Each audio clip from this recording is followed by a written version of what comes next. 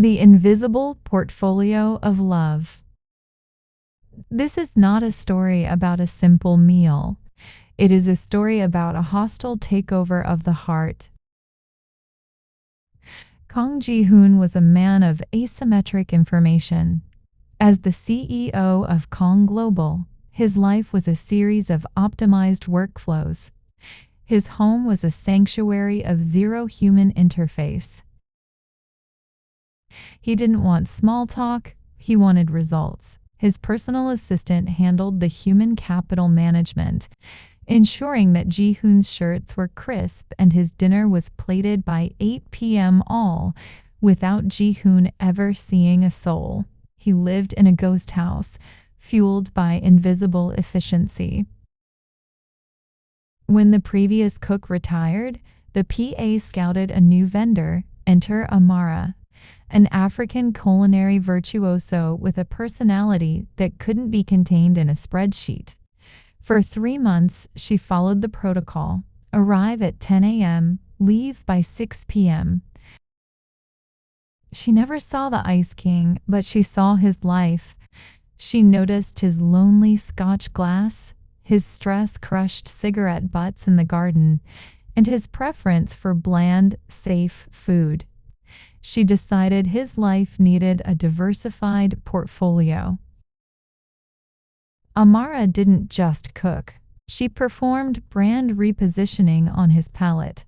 Instead of steamed fish, she introduced jollof rice infused with subtle Korean spices, a fusion of her heritage and his.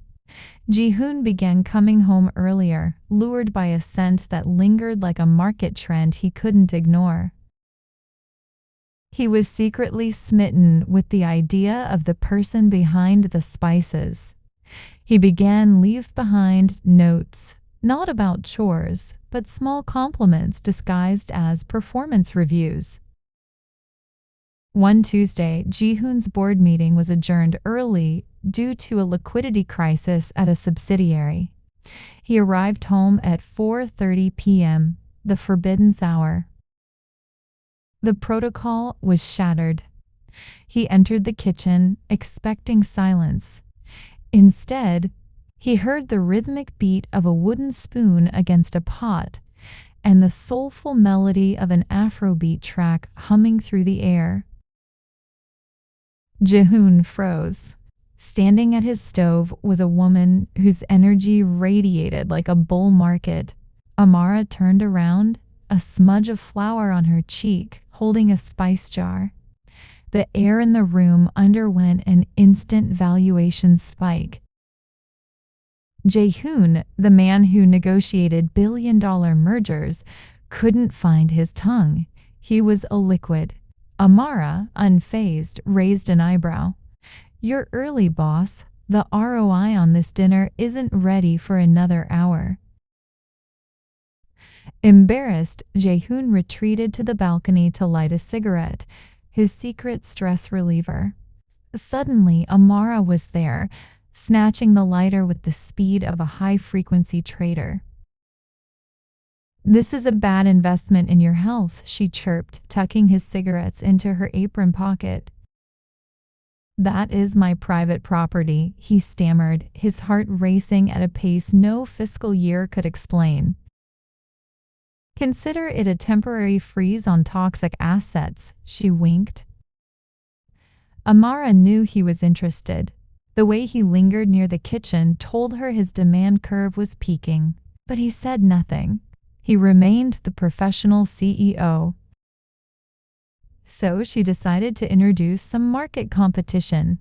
The next day, she invited the building's handsome security guard, Mr. Park, to help her carry heavy crates just as Ji-hoon arrived. She laughed loudly at Park's jokes, touching his arm lightly. Ji-hoon watched from the hallway, his face turning a shade of red that signaled a market crash. He felt a surge of irrational exuberance, pure, unadulterated jealousy. He marched into the kitchen, dismissing Mr. Park with a glare that could devalue the won. "Is there a reason our internal operations require outside consultants?" he snapped. Oh, Amara said breezily. Mr. Park is just very helpful, unlike some people who only communicate via post-it notes.